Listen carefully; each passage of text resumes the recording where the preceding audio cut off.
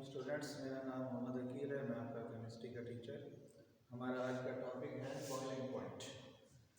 तो boiling point को हम डिफाइन करते हैं the temperature at which level pressure of a liquid becomes equal to the atmospheric pressure और any external pressure is called boiling point.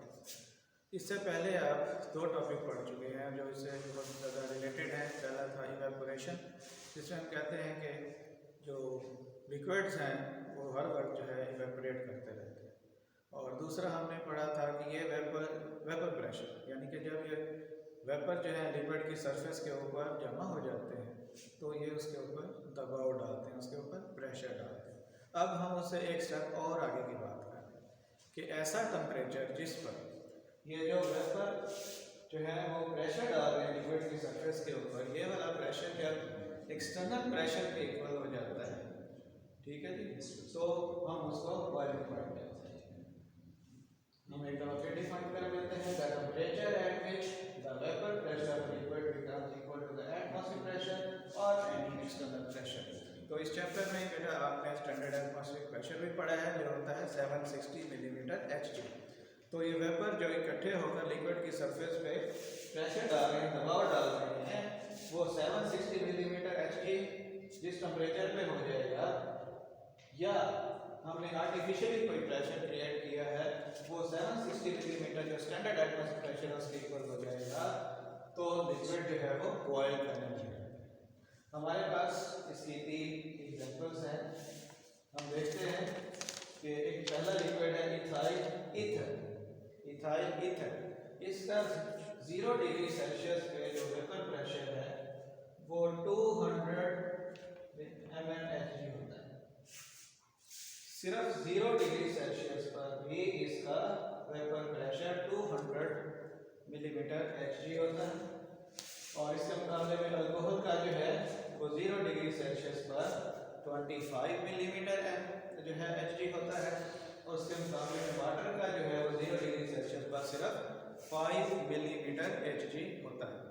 चूँकि ethyl ether जो है वो 0 पे ही 200 मिलीमीटर Hg है, जब हम इसको हीट करते हैं तो जैसे जैसे टेम्परेचर बढ़ता है उसका वेपर प्रेशर बहुत तेज़ी से उसमें इजाफा होता है, और सिर्फ 34.6 डिग्री सेल्सियस पर ही इसका vapour pressure external pressure atmospheric pressure यानी 760 मिलीमीटर Hg के इक्वल हो जाता है, और ये सिर्फ 34.6 डिग्री सेल्सियस पे ही बॉयल कर लेते हैं।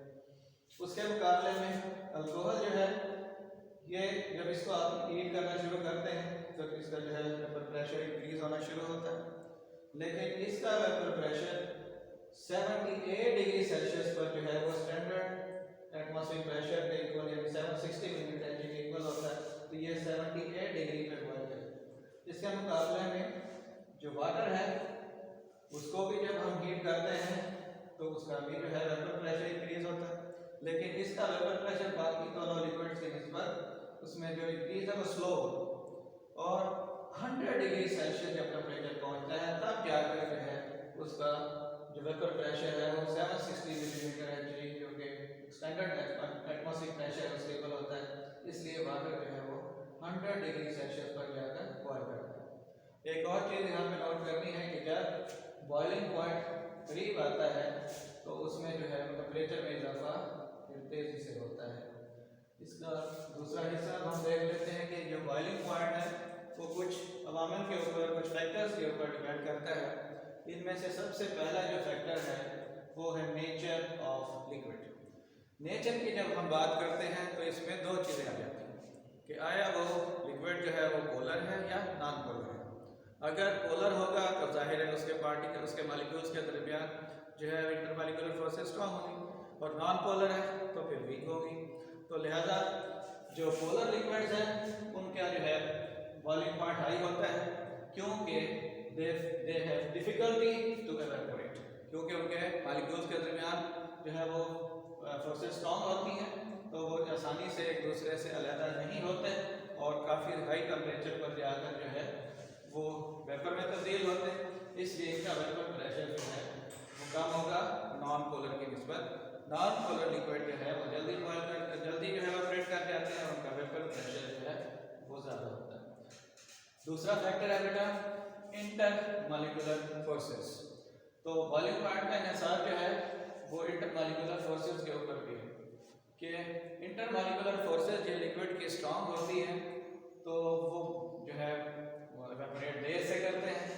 जितना देर से वेपोरेट करेंगे उतना ही वेपर प्रेशर जो है वो कम बनेगा और काफ़ी ज़्यादा हाई टेम्परेचर पर जाकर जो है उसका वेपर प्रेशर जो है एक्सटर्नल प्रेशर के इक्वल होगा और वो फिर हाई टेम्परेचर पर बॉयल करेंगे।